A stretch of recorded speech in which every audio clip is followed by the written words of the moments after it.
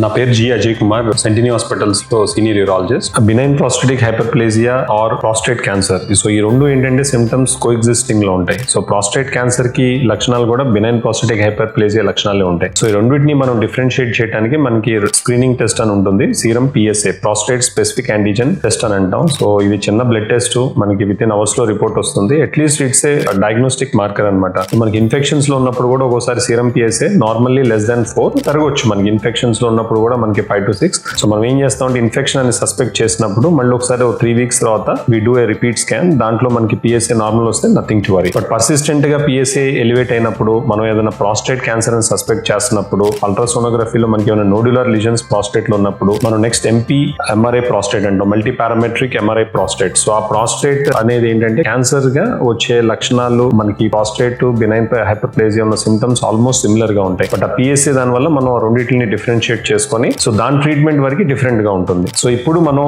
Benign prostatic హైపర్ప్లేజియా ఒకసారి diagnose చేసిన తర్వాత మనం దీన్ని ఎలా ట్రీట్ చేస్తాం అనేది చాలా ఇంపార్టెంట్ అన్నమాట.